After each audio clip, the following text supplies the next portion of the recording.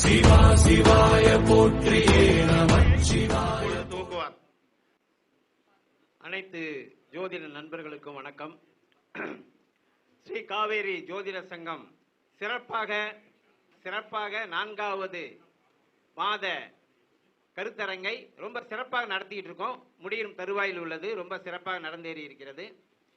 கருத்தரங்கத்தில் காலையிலிருந்து பாத்தீங்கன்னா தொய்வில்லாமல் சிறப்பான கருத்துக்கள், யாரையும் காதை அங்கங்க நவுத்த விடாம பல்வேறு கருத்துக்கள் இங்கே பகிரப்பட்டிருக்கிறது. எல்லாரும் கேட்டிருக்கிறீங்க. இங்க கேட்டிருக்கவங்க மட்டும் இல்ல, லைவ்ல போகுது. உலகம் முழுக்க இது போயிட்டு இருக்கு. ஜோதிட ஆர்வலர்கள், ஜோதிட நண்பர்கள் அனைவரும் கேட்டுக்கொண்டிருக்கிறார்கள். இதில் தெளிவு வருகிறதா, குழப்பம் வருகிறதா என்பதை அவர்கள் தீர்மானிப்பார்கள். ஏன்னு சொன்னா இங்கே பல்வேறு கருத்துக்கள் பகிரப்படுகிறது. அதற்கு முன்னால் இந்த பிரபஞ்ச சக்தியான பஞ்சபூதத்தை வணங்குகிறேன். இந்த பூ உலகிற்கு நான் வருவதற்கு காரணமாக இருந்த தாய் தந்தரை வணங்குகிறேன்.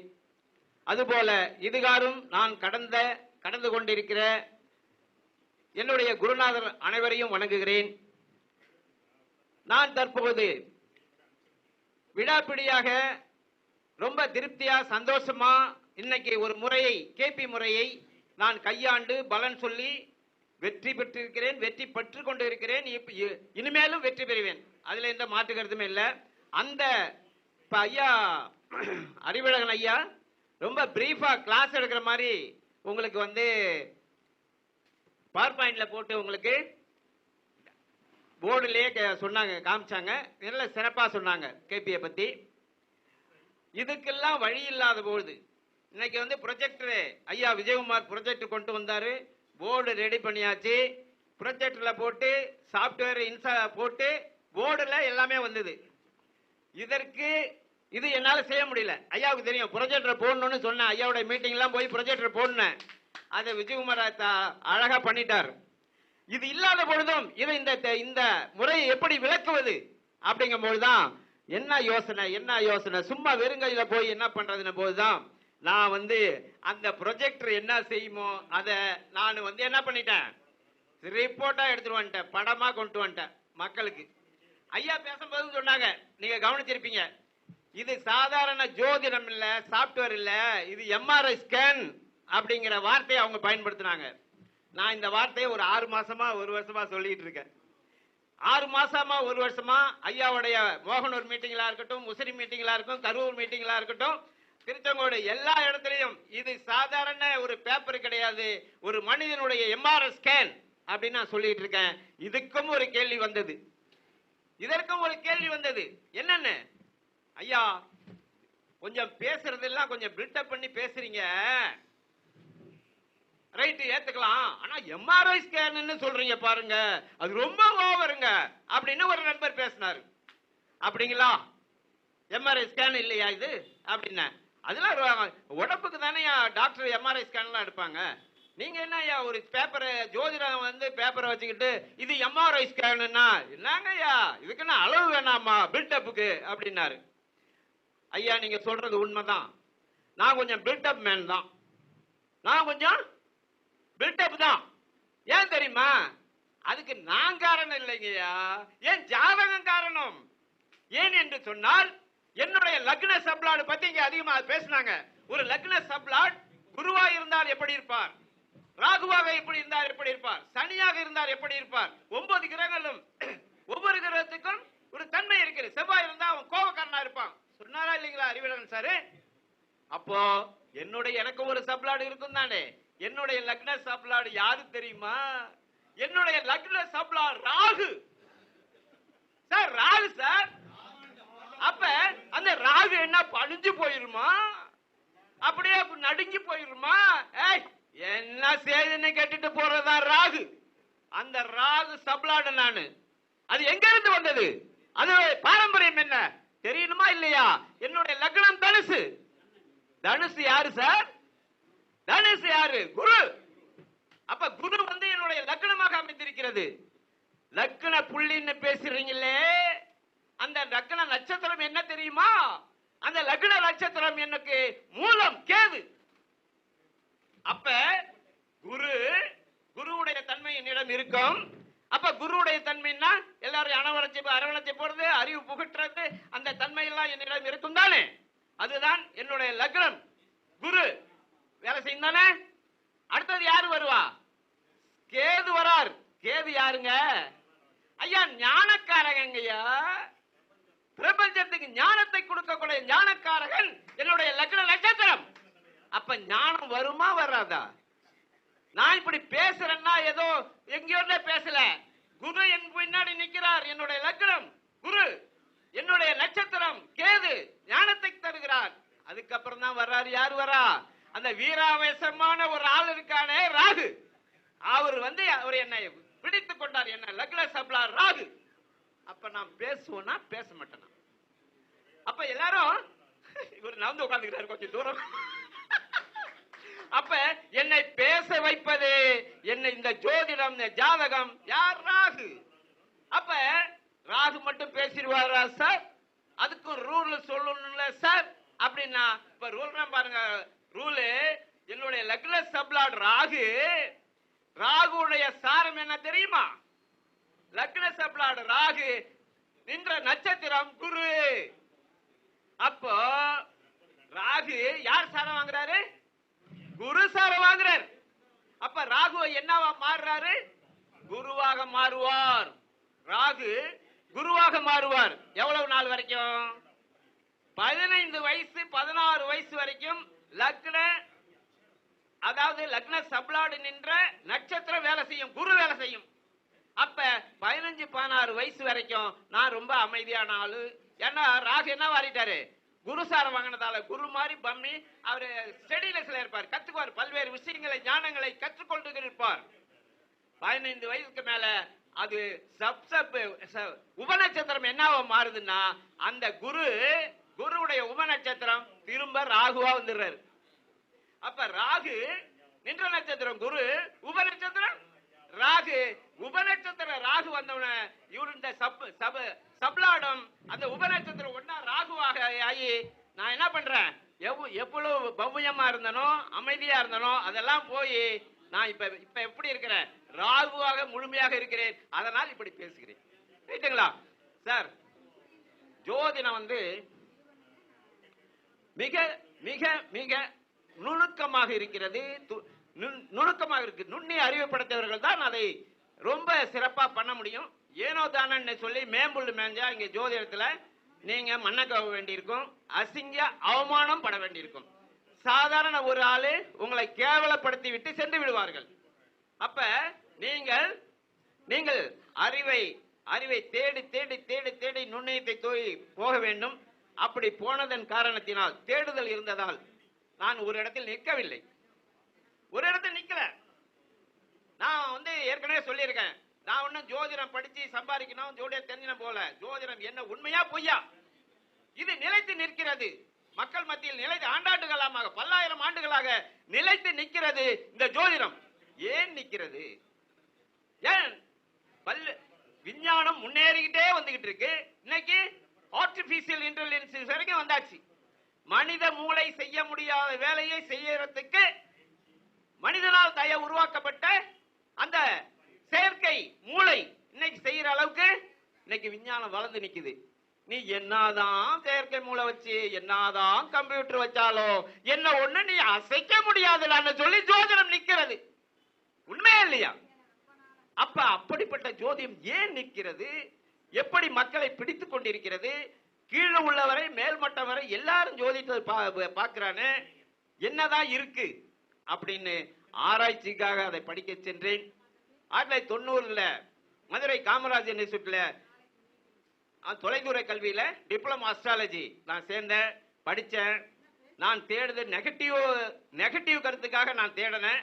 ஆனால் ஜோதிடத்தை மறுக்க முடியவில்லை. அது என்னை சுவாகா பண்ணிடுச்சு, என்ன சாப்பிடுச்சு.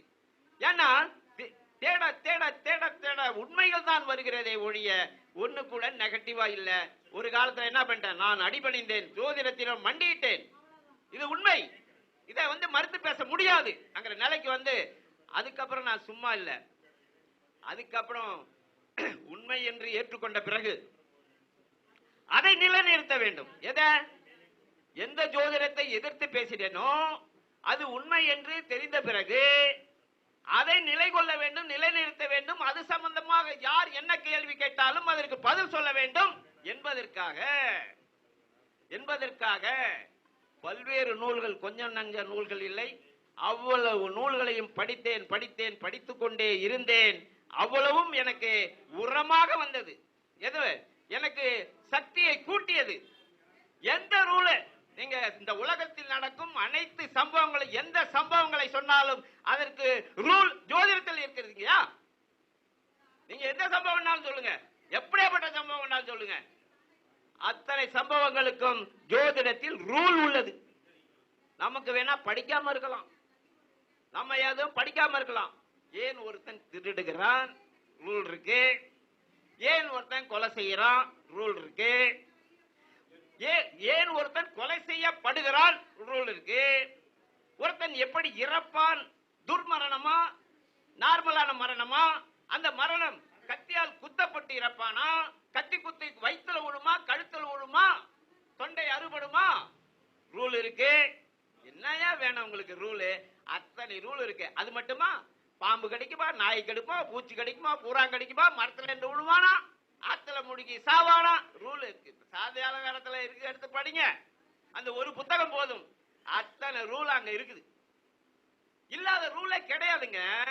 ஜோதிடத்தை தாண்டி ஒரு ஆள் ஒரு அணு கூட செய்ய முடியாது. எனக்கு சொல்லுவேன் நான், இந்த உலகில் நடக்க அனைத்து விஷயங்களும் ஜோதிடத்திற்குள் ரூலாக எழுதி வைக்கப்பட்டிருக்கிறது.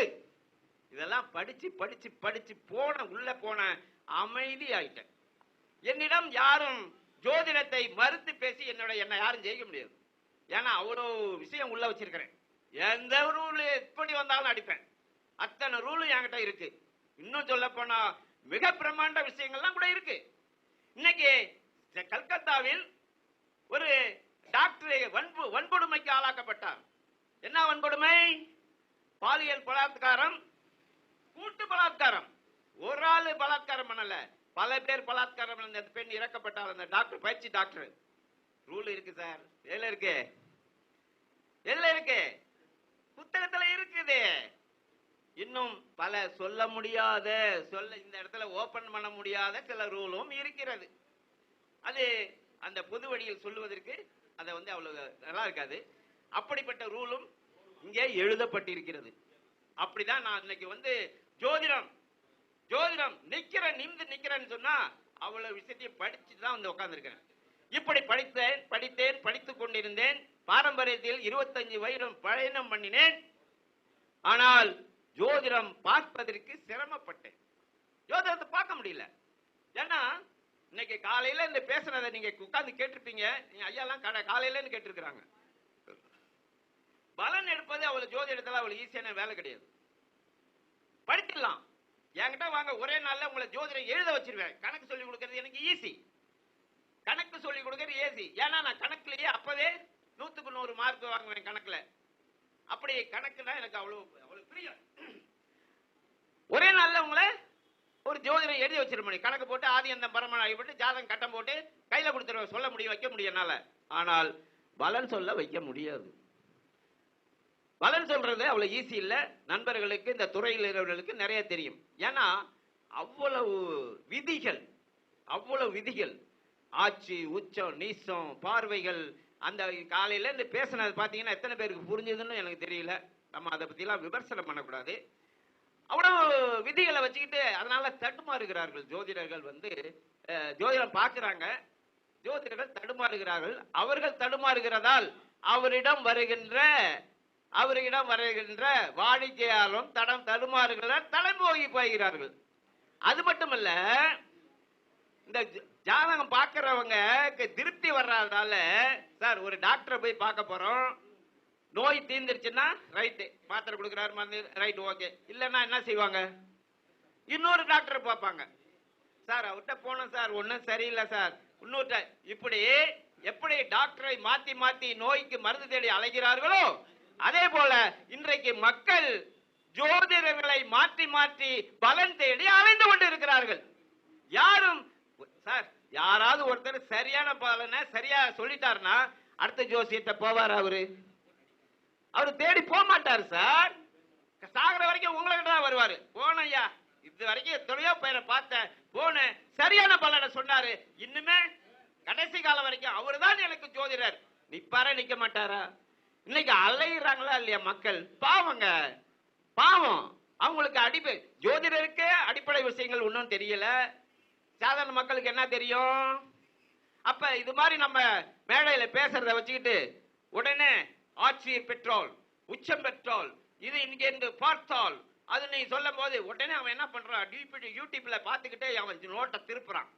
நோட்டை திருப்பி என் கிரகம் இங்க சூரியன் உச்சமா இருக்கு, இங்க குரு ஆட்சியா இருக்கு, இங்க அதா இருக்கு, இதா இருக்கு, எல்லாத்தையும் பாக்குறான்.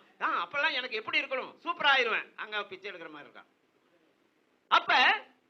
அப்ப இந்த பலன்கள் மேடையில பேசும்போது அதை ஜாதகத்துல நோட்டை திருப்பி கட்டத்தை பார்த்து ஆட்சி இருக்கு, உச்சம் இருக்கு, நீசம் இருக்கு, வர்க்கோத்தம் இருக்கிறது, எல்லாத்தையும் பார்த்துட்டு அவர் லைஃப் என்னவா இருக்குன்னா அடிமட்டத்தில் கிடக்குது. அவனை காப்பாத்தி கை கொடுக்க ஆள் இல்ல, கஷ்டப்படுறான். அதுக்கு யாரு பொறுப்பு? அப்ப கட்டத்தை பார்த்து பலனை எடுக்க முடியல, சரியா சொல்ல முடியல. அதனால் ஜோதிடம் பார்க்க வருபவர்கள் கஸ்டமர் என்ன பண்றான்? மாத்தி அங்க ஒண்ணு பாக்குறான், இங்க ஒண்ணு பாக்குறான், அவர்கிட்ட பாக்குறான், பொழுதுக்கு நோட்டை சுத்தி எடுத்துக்கிட்டு ஆளையரா ஆளு இருக்கவே செய்கிறார்கள். இது எப்படிங்க உங்களுக்கு தெரியும்? எத்தனை பேரு இப்படி அலையஞ்ச நீங்க பாத்தீங்க அப்படின்னா? என்கிட்ட இப்ப நான் பேசுறேன்ல, இங்க நான் உலகம் முழுக்க மக்கள் பாக்குறாங்கல்ல, எனக்கு போன் அடிப்பாங்க, ஐயா ஐயா நீங்க சொல்வது உண்மை. நான் கனடாவில இருந்து ஒரு நண்பர் பேசுறாருங்க, ஐயா நான் தமிழ்நாட்டில் ஜோதிடம் பார்க்காத ஆளே கிடையாது. சொல்லணுமா வரிசையா? ஈரோடுல இருந்து திருப்பூர்ல இருந்து வைத்தீஸ்வரன் கோயில் நாடி வரைக்கும் எல்லாத்துக்கிட்டையும் நான் பார்த்துட்டேன். ஆனால் நீங்கள் மேடையில் பேசும்போது நீங்க சொல்றீங்க இதெல்லாம் இல்லங்க, இதெல்லாம் ஒழுங்க சரியான பலன் சொல்ல முடியுங்க, நான் சொல்றேன்ட்டு நீங்க என்ன பண்றீங்க? ஒரு ஸ்கேன் ரிப்போர்ட் காமிறீங்க, நான் ஸ்கேன் எடுத்துருவேன் அப்படின்னு சொல்றீங்க. எனக்கு ஸ்கேன் கொடுங்கன்றாரு அவரு. அவர் என்ன கேட்கிறாரு? எனக்கு ஸ்கேன் ரிப்போர்ட் கொடுங்க, நான் அனுப்புறேன், நான் உங்களையும் பார்த்து விடுகிறேன் அப்படின்னாரு. ஐயா அனுப்புங்க. இப்ப யாரோக்கோ நான் டெய்லி ஜாதகம் பார்த்துட்டு தான் இருக்கேன். எல்லோருக்கும் பார்ப்பதை விட உங்களுக்கு ஜாதகம் பார்ப்பதில் நான் பெருமை அடைகிறேன். ஏன்னா பாரதி என்ன சொன்னார்? நான் அறிந்த மொழிகளிலே தமிழ் மொழி போல் எங்கே தான் நான் சொன்னாரா இல்லைங்க? ஏன் சொன்னாரு? அவருக்கு எல்லா மொழியும் தெரிந்ததால் காரணத்தினால் யாமறிந்த மொழிகளிலே தமிழை போல் சொன்னாரு. ஒரே மொழி, ஒரே தமிழை மட்டும் வச்சுக்கிட்டு என்ன மொழி தமிழ்னு பேசுறான், போடாவோ அப்படிதான் நீ சொல்லுவேன்னுவான். ஆனால் பாரதி என்ன சொன்னாரு? யாமறிந்த மொழிகளிலே. அப்ப சமஸ்கிருதம் தெரியும், எல்லாம் தெரியும், படிச்சுட்டு தமிழ் தான் சிறந்த. அது மாதிரி நீங்க எல்லா ஜோதிடர்கள்ட்டையும் பலன் பார்த்து உள்ளீர்கள். உங்களுக்கு நான் பலன் சொல்றதில்லை, எனக்கு ரொம்ப பெருமை. அனுப்புங்க உங்க ஜாதகத்தை. என்ன போட்டேன், அனுப்பினேன். அவரு சரண்டர் ஆயிட்டார். என்ன சொன்னாருன்னா, இதெல்லாம் எனக்கு ரொம்ப ஏன் இவ்வளவு தூரம் நான் இங்க சிறப்பா பேசுறேன், தைரியமா பேசுறேன்னா, உண்மை இல்லைன்னா பேச முடியாதுங்க. பேச முடியாது. உண்மை இல்லைன்னா தைரியம் வராதுங்க. அப்ப உண்மை இருக்கு, இங்க பேசுறேங்க. புரியுதுங்களா? அப்ப அவர் என்ன சொன்னார்னா, ஐயா ஐயா உங்களை நான் வணங்குகிறேன். ஐயா சொல்லுங்க என்னங்க ஐயா? நான் உங்களுக்கு தெரியும், நான் ஜாதகம் பார்க்கும் போது இதை வச்சுக்கிட்டே பலன் சொல்லுவேன், வேற எதுவுமே தேவையில்லை. ஏன்னா இங்க 9 கிரகம் இங்க இருக்கு, பொருளாதாரத்துக்கு 9 கிரகம் என்ன செய்யணும் இங்க இருக்கு, அக வாழ்க்கைக்கு என்ன செய்யும் 9 கிரகங்கிறது இங்க இருக்கு. இது ஒரு சார்ட் போதும் உங்க பலன் சொல்றதுக்கு. அப்ப இத பார்த்தே பலன் சொல்றேன். ஐயா இந்த காலங்களில் பொருளாதாரத்தில் நீங்கள் சிறந்து விளங்கினீர்கள், கோடி கோடியாக பணம் வந்தது. சும்மா சொல்றது இல்ல, இத பார்த்து எந்த கிரகம் உங்களுக்கு தசாபுத்தி நடந்தது, இந்த கிரகம் எவ்வளவு பர்சன்டேஜ் வச்சிருக்கு, இந்த கிரகம் தசாபுத்தி நடத்தும் போது உங்களுக்கு கோடி கோடியா பணம் வந்துச்சு. இதுல எது கீழே இருக்குது? மைனஸ்ல இருக்கு, 20%, 10% இருக்கு. இந்த காலகட்டத்தில் பணம் உங்களை கைவிட்டு போனது அல்லது பொருளாதாரத்தில் இறக்கம் வந்தது அப்படின்னு படம் போட்டு காமிச்சிட்டேன். அந்த மாதிரி உடல்நிலைக்கு இந்த காலகட்டங்களில் தசாபுத்தி காலையில் உடல்நிலையில் பிரச்சனை வந்தது. இந்த காலத்தில் நல்லா இருக்கும், இந்த காலத்தில் திருமணம் நடந்தது, உங்களுக்கு குழந்தை பாக்கியம் உண்டு. நான் ஐயா உங்களுக்கு டேட்டை சொல்லி இந்த டேட்ல உங்களுக்கு குழந்தை பாக்கியம் வந்தது உண்டா இல்லையா சொல்லுங்க. நான் அவர் என்ன சொன்னாருங்களா, ஐயா நீங்க சொல்வது உண்மை, என் மனைவி கருத்தரித்தால் குழந்தை அந்த இடத்தில் உருவானது, நாங்கள் வேண்டாம் என்று அபாலிஷ் பண்ணிட்டோம். அபாலிஷ் பண்ணிட்டாங்க. ஏன்னா அதுக்கும் ஒரு காரணம் அங்க ஜாதகத்தில் இருந்துச்சு, பண்ணிட்டாங்கன்னு வச்சுங்க. அப்ப மிக துல்லியமாக அவருக்கு பலன் சொல்லப்பட்டது. இன்னைக்கு ரொம்ப திக்கஸ்ட் நண்பராயிட்டு என்கிட்ட ஒரு நாள் கூட பேசாம இருக்க மாட்டார். டெய்லி கால் பண்ணுவார். என்ன சொல்லுவார் தெரியுங்களா, உங்க ஸ்பீச்சை கேட்கலன்னா எனக்கு தூக்கம் வரலைங்க ஐயா. நீங்க பேசுனதை கேட்க ஆசையா இருக்கு. நீங்க அவர் ரொம்ப பில்டப் பண்ணார், நான் தான் பில்டப் பண்ண, அதுக்கு மேல அவரு பில்டப். நீங்க அண்ணா மாதிரி பேசுறீங்க ஐயா. ஐயோ அவ்வளவு பெரிய அறிஞர்லாம் நான் இல்லைங்க ஐயா, நான் சாதாரண ஆளுங்க ஐயா. நீங்க அண்ணா மாதிரி பேசுறீங்க. நீங்க ஒரு கம்பெனியில போய் முடங்கிட்டீங்க. நீங்க கம்பெனிக்கு வேலைக்கே போயிருக்க கூடாது. ஒரு பெரிய நிறுவனத்தில் மார்க்கெட்டிங் மேனேஜரா போயிருந்தீங்கன்னா அந்த கம்பெனி எங்கேயோ கொண்டு போயிருப்பீங்க. அவர் என்னென்னமோ சொன்னாரு நம்ம மேல உள்ள பற்று பாசத்தால். கடைசியா ஒரு வார்த்தை சொன்னாருங்க. கடைசியா ஒரு வார்த்தை சொன்னாரு, நான் உங்களுக்கு ஆரம்பத்திலே சொன்னேன், தமிழ்நாட்டில் உள்ள மிக முக்கியமான அனைத்து ஜோதிடர்களும் ஜோதிடம் பார்த்திருக்கிறேன், அவர்களுடைய பதிவை கேட்டுக்கொண்டிருக்கிறேன் சொன்னேன் இல்லையா. நான் சும்மா கேட்க மாட்டேங்க ஐயா, நான் ஹிண்ட்ஸ் எடுப்பேன்.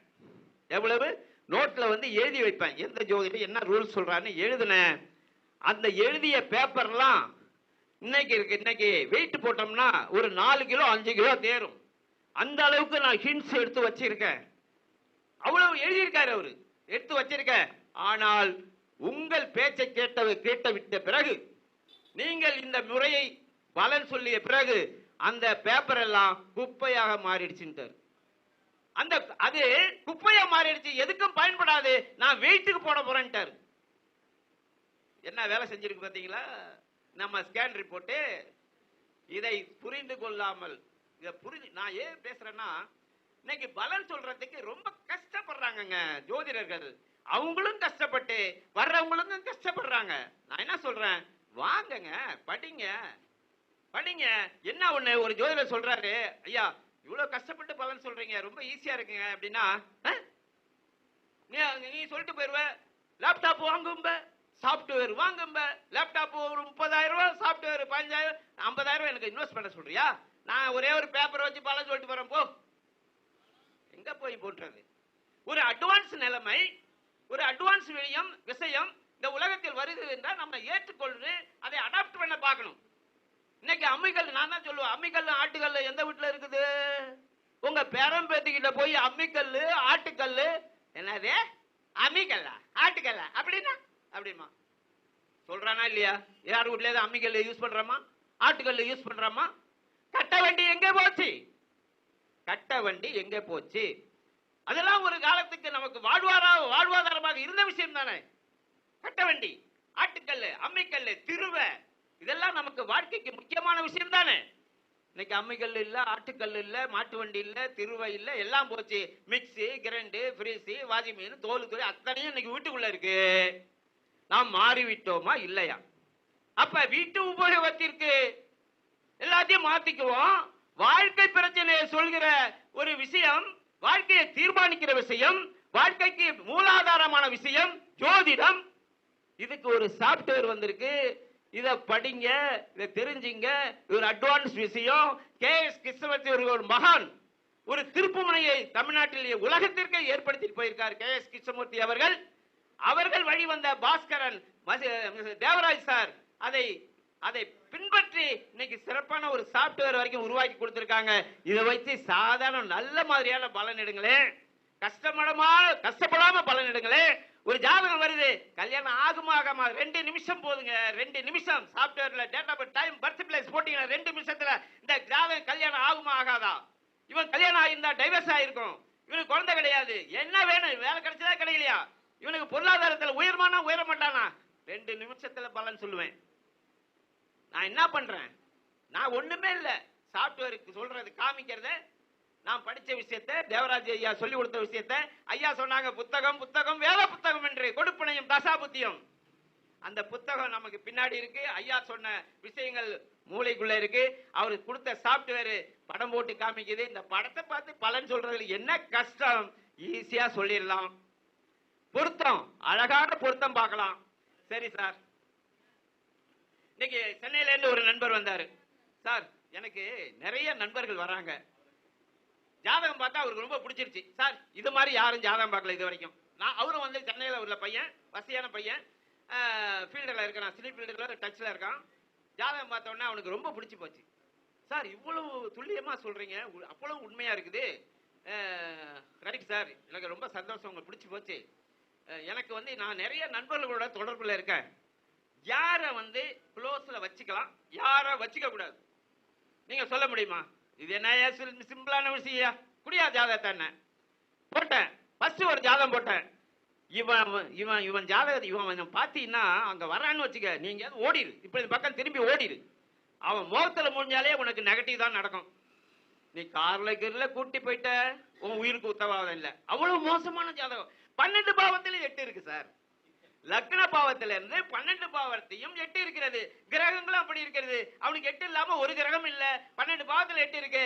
அவனோட போனா வலி வேதனை வருமா வராதா? இதுக்கு என்ன பெரிய ரூல் வேணுமா? ஆச்சு உச்சம் நீசம் இவன் பாக்குறான், அங்க என்னையா ஒரு நிமிஷத்துல ஒரு நெகட்டிவ் பர்சன் இவனோடு சென்றால் உன் உயிருக்கே ஆபத்து. இன்னும் சீரியஸா சொன்னேன். ஒருத்தன் உடம்பு சரியில்லாம கிடக்குறான்னு சொன்னா இவனை போய் பார்த்தா நான் செத்து போயான்னு. ஒருவன் உடல்நிலை பாதிக்கப்பட்டு ஹாஸ்பிட்டல்ல படுக்கையாக இருக்கிறவனை இந்த ஆளு போய் பார்த்தானா செத்து போயிடுவான்னு சொன்னேன். என்ன சார் இப்படி அவ்வளவு சீரியஸான ஜாதகம் ஐயா? இத நான் சொல்லல, எனக்கு முன்ன ஒருத்தர் சொல்லிட்டு போயிருக்காரு. யார் தெரியுமா? நான் சும்மா கேபிஎம் மட்டும் படிச்சுட்டு இங்க வந்து பேசுறேன்னு நினைக்காதீங்க. நான் ஆல்ரவுண்டர், யாரையும் விட மாட்டேன், எல்லாத்தையும் படிப்பேன்.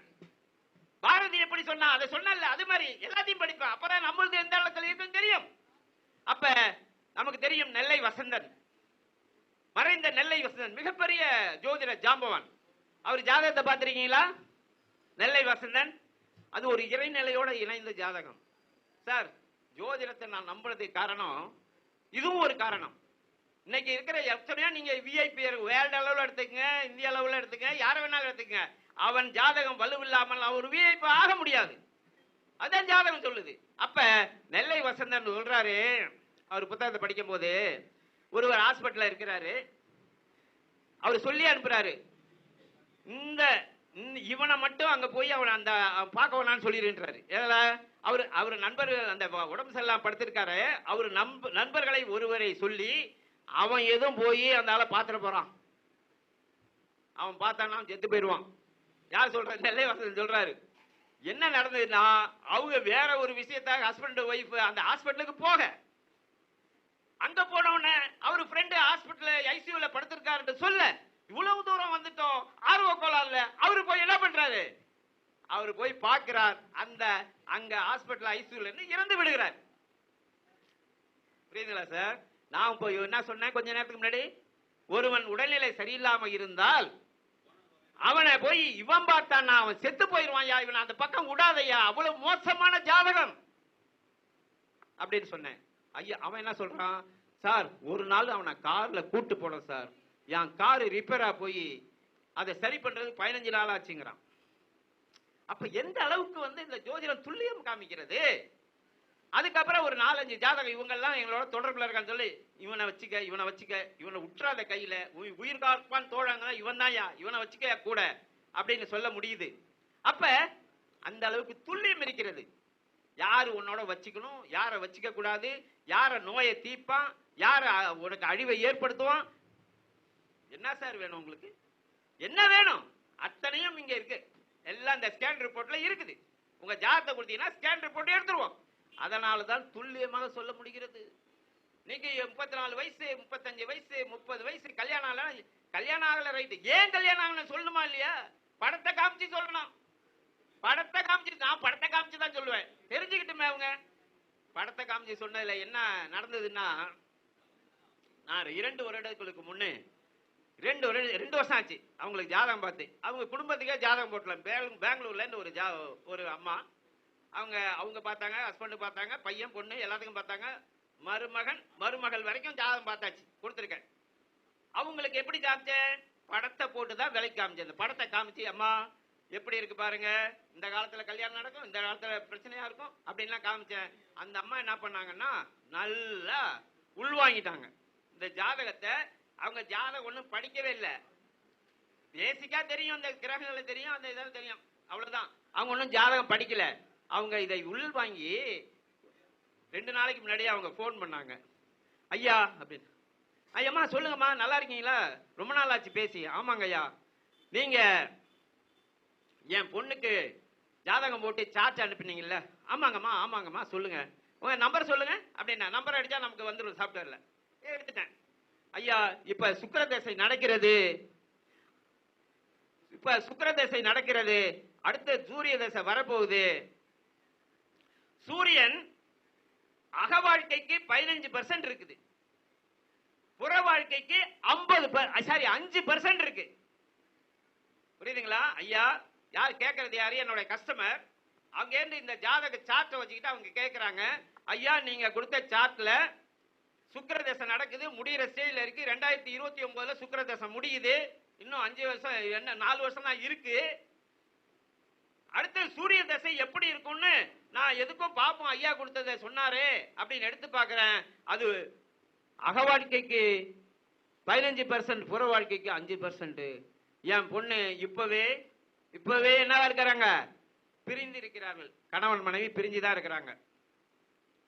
அப்ப இந்த சூரிய தசையில் நான் ஒன்னாயிருவாங்க, தசை மாறினா ஒன்னாவாங்களான்னு பார்த்தேன். சூரிய திசை என்ன சொல்லுது? ஒன்னா ஆகிறதுக்கு வாய்ப்பு இல்லைன்னு சொல்லுது. அதனால இருந்துட்டு போகுதுங்கய்யா. வேலை போயிடுமா? சுக்கிரன் நல்ல பர்சன்டேஜ் இருக்கு, 80% இருக்கு, நல்ல வேலை பார்த்து சம்பாதிச்சுட்டு இருக்கா, கிட்டத்தட்ட 2 லட்சம் ரூபாய் சம்பாதிக்கிறா. அப்ப இது 15% இறங்கும் போது சூரிய தசையில வேலை போயிடுச்சுன்னா நான் என்ன செய்யறது? அந்த பொண்ணை எப்படி காப்பாத்துறதுன்னு அந்த கேள்வி எனக்கு எப்படி இருந்துச்சு தெரியுங்களா? அப்படியே சும்மா உடம்பெல்லாம் புல்ல. நம்ம ஜோதிட முறையை, நான் பலர் பார்த்த ஒரு சொன்ன முறையை அந்த சார்ட்டை கையில வச்சுக்கிட்டு ஒரு அம்மா கேக்குது, என் மகள் வாழ்க்கை என்ன ஆகும்? பயம் வந்துருச்சு. சில நேரத்தில் ஜாதகம் போட்டு கொடுக்கும் போது எனக்கே பயம் வரும், இதை கொடுக்கலாமா வேணாமான்னு. ஏன்னா அவ்வளவு கொடுமையா இருக்கும் ஜாதகம் இல்ல. ஏன்னா இது எக்ஸ்ரே ரிப்போர்ட்டுங்க, உண்மையை காமிச்சிரும்ல.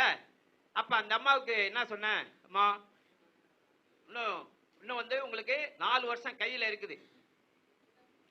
கடைசி புத்தி என்ன வருது? சுக்கிர தசையில கடைசி புத்தி கேது புத்தி. இப்ப புதன் புத்தி போயிட்டு இருக்கு. புதன் புத்தியும் நல்லா இருக்கு, கேது புத்தியும் நல்லா இருக்கு. புதனை விட கேது சூப்பரா இருக்குது. இந்த கேது புத்தியில ஒரு ப்ரமோஷனும் ஒண்ணு பொண்ணு வாங்க போகுது. ப்ரமோஷன் வாங்கிட்டு நிலையாக அந்த கம்பெனியில் இருக்கிறதுக்கு என்ன செய்யணுமோ அது இருந்துக்கணும், பிடிச்சிக்கிட்டு உட்கார்ந்துடணும். இதை மாறிச்சுன்னா சூரிய புத்தியில காப்பாற்ற ஆளு கிடையாது. அதை வித்தியாசம் பண்ணிக்க சொல்லுங்க, ஸ்ட்ராங்கா பிடிச்சிக்கங்க. ஆனால் அக வாழ்க்கைக்கு உத்தரவாதம் இல்லை. இப்படிதான் பிரிஞ்சு இருக்கிறாங்க. இந்த சூரிய தசையில சேருவாங்கிறதுக்கு தசாநாதன் சப்போர்ட் பண்ணல. இந்த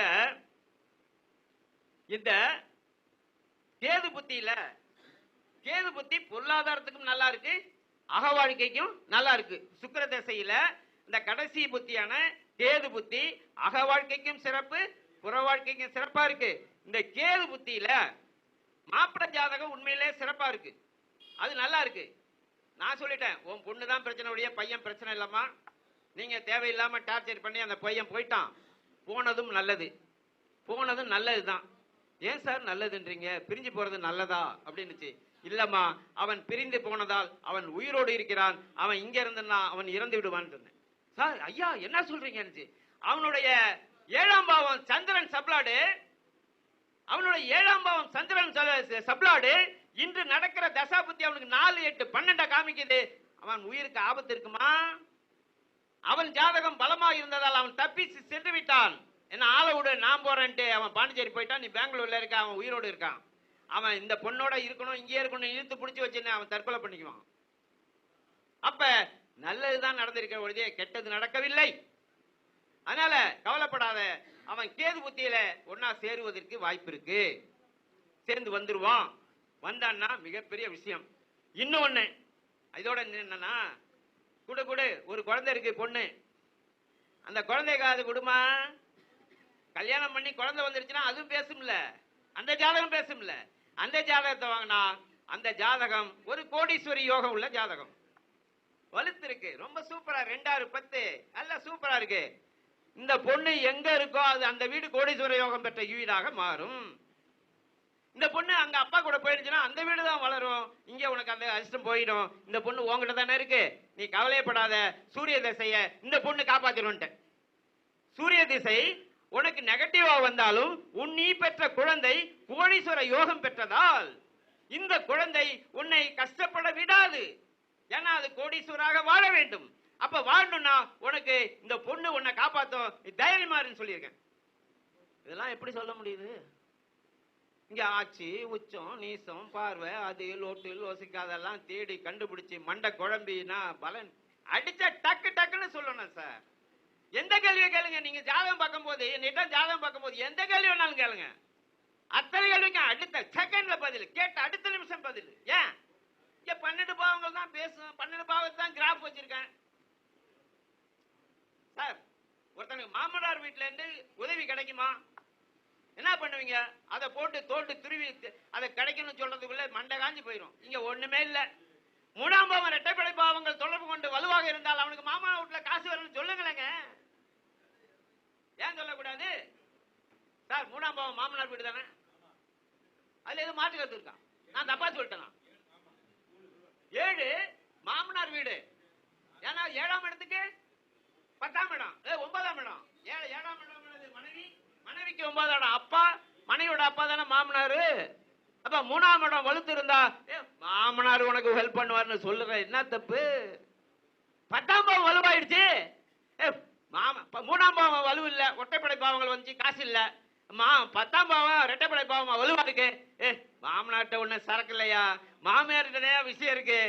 மாமியார் தானே 10ஆம் பாவம் சார், உண்டா இல்லையா? அப்ப மாமனார் உனக்கு உதவி செய்யா? ஆமா சார், அப்பப்ப எனக்கு மாமியார் தான் சார் காசு கொடுக்குதுன்றானே. என்ன சார் வேணும் உங்களுக்கு? என்ன வேணும்? இந்த 12 பாவ கிராஃப வச்சுக்கிட்டீங்கன்னா பேசுது சார். நான் சொல்லுவேன் கேபி சிஸ்டம் என்கிட்ட பேசுது சார். இங்க பாருங்க, இந்த 12 பாவம், இது இந்த 12 பாவம், இந்த பக்கம் இருக்கிறதெல்லாம் அகம், இந்த பக்கம் இருக்கிறதெல்லாம் புறம். அப்ப இதுல பாருங்க எத்தனை பச்சை அகம் வலுத்த ஜாதகம் இது. இந்த புறத்துல லக்னமும் 2ஆம் பாவம் நல்லா இருக்கு, அது ஒன்னே போதும் குறைச்சுக்குவான்னு வச்சுக்கோங்க. புரியுதுங்களா? அப்ப இந்த சார்ட்டை வச்சுக்கிட்டு அழகா பலன் சொல்லலாம். எப்ப கல்யாணம் ஆகும், எப்ப பிரச்சனையாகும், எப்ப கல்யாணம் பண்ணக்கூடாது. சார் கல்யாணம் பண்றதுக்கு நம்ம டைம் கொள்றோம், அது மாதிரி கல்யாணம் பண்ணக்கூடாதுக்கு நேரம் சொல்லணும்ல. நான் சொல்லிடுவேன், இத பாரு கல்யாணம் பண்ணக்கூடாது, இப்ப தசா புத்தி சரியில்லை, இப்ப கல்யாணம் பண்ணா டைவர்ஸ் தான் நடக்கும் அப்படின்னா, சார் தெரியாம பண்ணிட்டான் டைவர்ஸ் ஆயிடுச்சுங்கிறான். நாங்க அந்த டேட்ல தான் கல்யாணம் பண்ணோம். நான் கேட்பேன், இந்த டேட்ல தான் கல்யாணம் நடக்கணும். இல்ல சார் அதுக்கு முன்னாடியே பண்ணிட்டான், முன்னாடி பண்ணிட்டா டைவர்ஸ் நடக்கும். ஆமா சார் ஆயிடுச்சுங்கிறான். சார் இங்க ஒண்ணுமே தப்புறது இல்ல சார். சரி சார், ஒரு ஹஸ்பண்ட் ஒய்ஃப் இருக்கிறாங்க, யாரு வந்து டாமினேட் பண்ணுவா? யாரு வந்து ஹஸ்பண்ட் அந்த வீட்டுல டாமினேட் பண்ணுவாரா அல்லது மனைவி டாமினேட் பண்ணுவாரா? இந்த ரூல் எடுக்கிறதுக்கு அவ்வளவு சிரமம் இருக்கு சார். ஆனா நான் ஒரு நிமிஷத்துல சொல்லிடுவேன். ஒரு நிமிஷம் சார். இப்ப எங்க சிஸ்டத்துல நான் திருமணம் பொருத்தம் போட்டேன்னா கணவனுக்கு ஒரு மார்க் 200க்கு, மனைவிக்கு ஒரு மார்க், பொருத்தம் போடுற பெண்ணுக்கு ஒரு மார்க் வரும் 200க்கு. இவனுக்கு 200க்கு எவ்வளவு, இந்த பொண்ணுக்கு 200க்கு எவ்வளவு. அந்த 2 பேர்ல யார் மார்க் அதிகம் வாங்குறார்களோ அவர்கள் பணிந்து போவார்கள். யாரும் மிக மார்க் குறைந்து வாங்குறாங்களோ அவங்க டாமினேட் பண்ணுவார்கள். இதான் ரூல், வெரி சிம்பிள் ரூல். அப்ப பையன் ஒரு 150 மார்க் வாங்கி பொண்ணு 100 மார்க் வாங்குது, பொண்ணு டாமினேட் பண்ணும். பையன் சரிமா சரிமா சரிமா. இப்ப பையன் 100 மார்க் வாங்குறான், பொண்ணு 150, இவன் டாமினேட் பண்ணுவான். ஆமாங்க ஆமாங்க ரைட்டுங்க நான் செஞ்சிடலாங்க அப்படிமா. ஒரு சிம்பிளான விஷயம். இதுக்கு போட்டு மண்டையை உடச்சிக்கிட்டு அதை பார்த்து பொருத்தம் போட்டு எங்கெங்கேயும் என்னென்னமோ கோளாறு நடக்குது. அதனால இந்த முறையில் ஜோதிடம் பார்ப்பது மிக துல்லியமாக இன்றைய காலகட்டத்தில் துல்லியம் தேவைப்படுகிறது. மக்கள் தொகை பெருகிவிட்டது, துல்லியம் அவசியமாக வேண்டும். அப்ப இந்த அட்வான்ஸ் சிஸ்டம் இன்றைய உலகில் மிக அட்வான்ஸ் சிஸ்டம், இது மிக எல்லாமே பக்கா கம்ப்யூட்டரைஸ் பண்ணப்பட்டது. அந்த சிஸ்டம் சாப்ட்வேர் ரொம்ப ஈஸியா தெளிவா அழகா உங்களுக்கு பலன் சொல்ல முடியும். இந்த முறையில் ஒவ்வொருவரும் இந்த முறையில் எல்லாம் எப்ப சார் ஜாதகம் பார்க்க வராங்க? ஏதாவது பிரச்சனை என்ன வருவாங்க, கடன் பிரச்சனை ஆனிச்சுன்னா தூக்கிட்டு ஓடியாடுறது.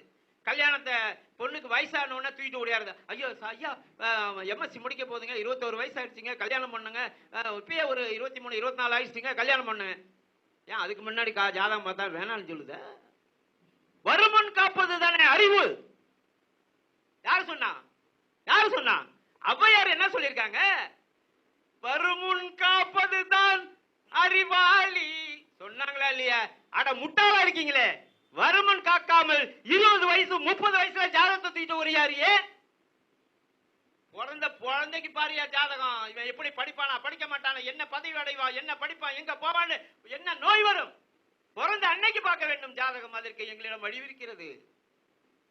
காலம் தப்பி எல்லாத்தையும் விட்டுட்டு மாட்டு கிராமத்தில் சொல்லுவாங்க, தும்ப விட்டுட்டு வாழை பிடிச்சிக்கலான்னு. வாழை பிடிச்சா மாடை பிடிக்க முடியுமா?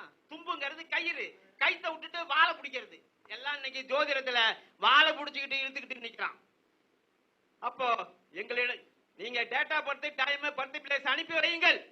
என்னுடைய போன் நம்பர் 9787799297 9787799297. இது என்னுடைய வாட்ஸ்அப் நம்பர். இதுக்கு data birth time birth place நீங்க அனுப்பி வைங்க.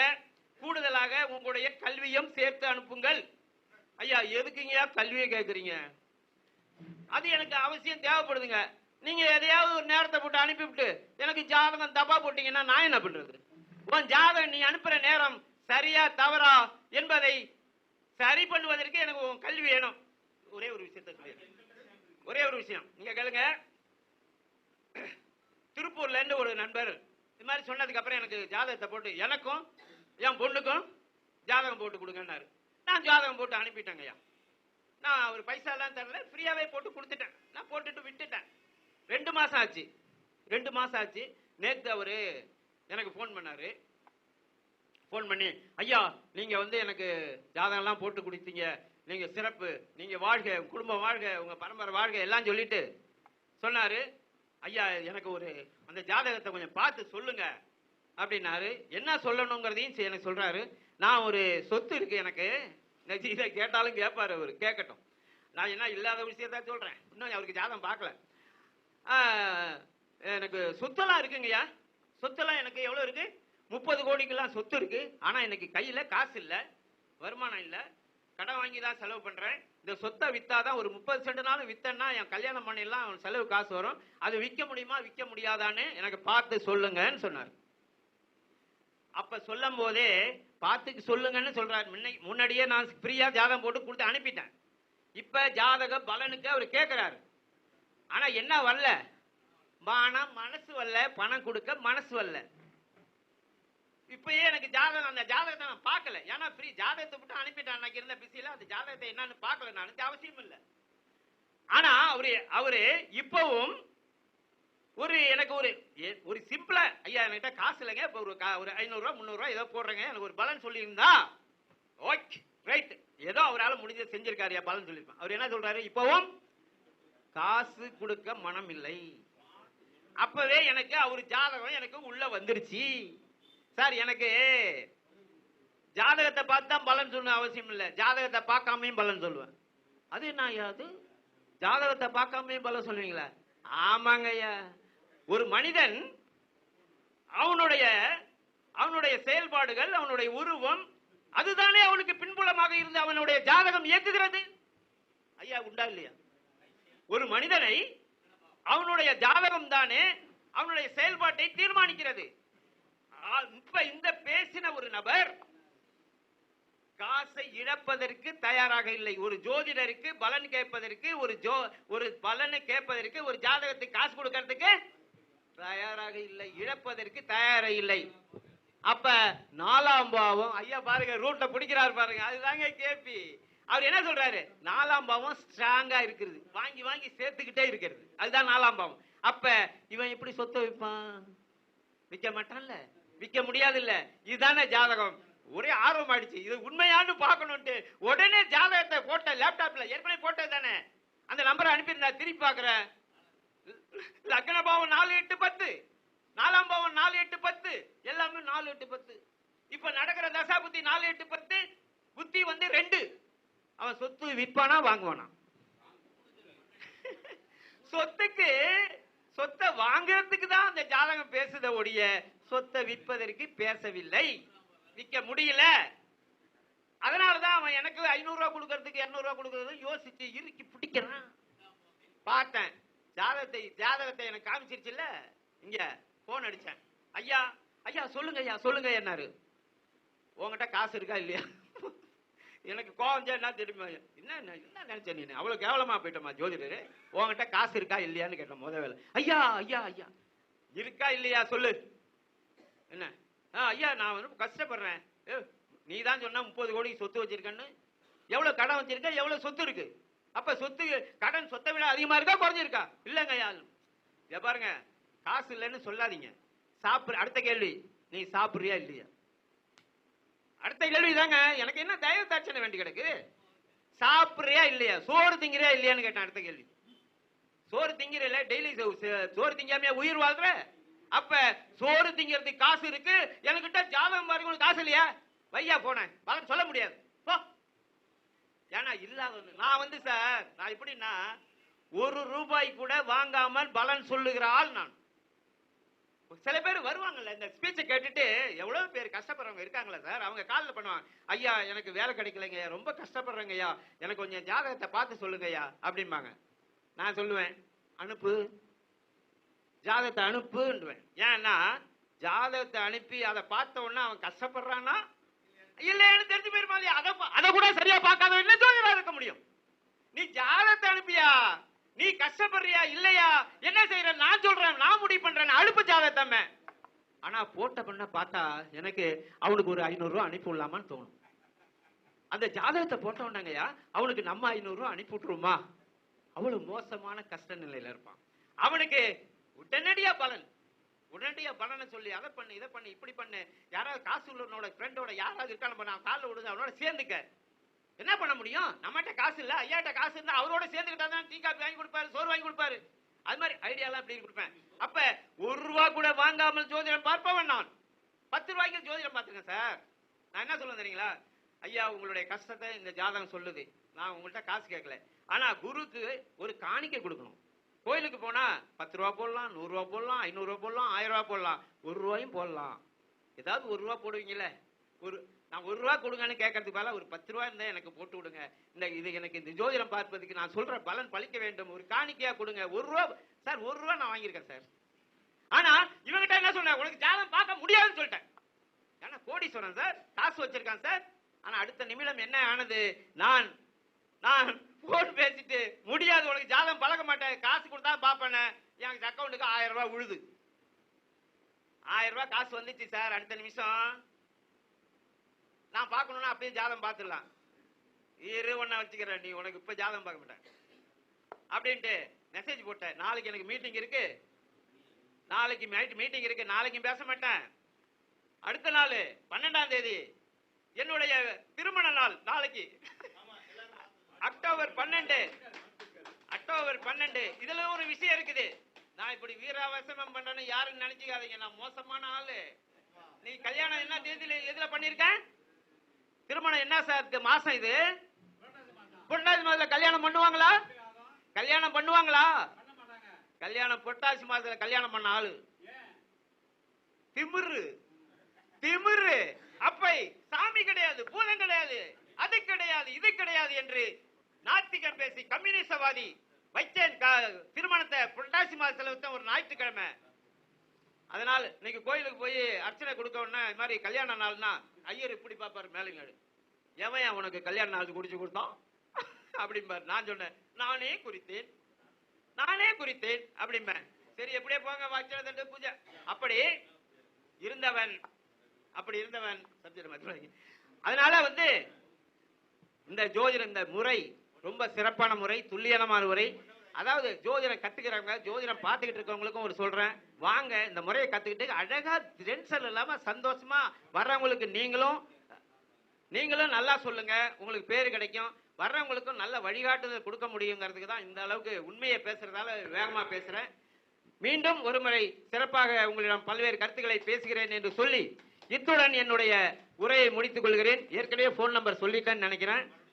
879787799297 என்னுடைய தொலைபேசி எண். இதுதான் வாட்ஸ்அப் நம்பரு. இதுக்கு அனுப்பி வைங்க உங்க ஜோதிடத்தை. உங்களுக்கு இந்த இப்ப இன்னைக்கு எனக்கு ஜாதகம் போட்டு கொடுங்கன்னு யாருமே கேட்கறது இல்ல. சார் எனக்கு ஒரு எம்ஆர்ஐ ஸ்கேன் அனுப்பி கொடுங்க சார்ங்கிறாங்க. சூப்பர், நான் வெற்றி பெற்று விட்டேன் என்று சந்தோஷமா இருக்கு. என்ன கேட்கறாங்க? சார் எனக்கு ஒரு ஜாதகம் போட்டு கொடுங்க சார். இல்ல சார் எனக்கு ஒரு எம்ஆர்ஐ ஸ்கேன் ரிப்போர்ட் கொடுங்க சார்ங்கிறாங்க. நான் ஜெயித்து விட்டேன் சார். என்கிட்ட என் சிஸ்டம் ஜெயிச்சிருச்சு. எனக்கு ஒரு ஜாதகம் போட்டு கொடுன்னு கேட்காம எனக்கு ஒரு எம்ஆர்ஐ ஸ்கேன் போட்டு கேட்கிறாங்க மக்கள் என்று சொன்னால் நான் ஜெயித்து விட்டேனா இல்லையா? ஜெயித்து நின்று பேசுகிறேன் என்று சொல்லி வாய்ப்புக்கு நன்றி கூறி விடைபெறுகிறேன். நன்றி நன்றி நன்றி, வணக்கம். இவ்வளவு நேரம் சிறப்பாக பேசிய திரு ஆறுமுகம் ஐயா, ஆச்சாரிய ஆறுமுகம் ஐயா அவர்களுக்கு திரு ஆச்சாரிய அறிவழகன் ஐயா அவர்கள் பொன்னாடை போற்றி எங்களுடைய சங்கத்தின் சார்பாக சங்கத்தின் கௌரவ தலைவருக்கு மதிப்பு மரியாதை செய்யப்படுகிறது.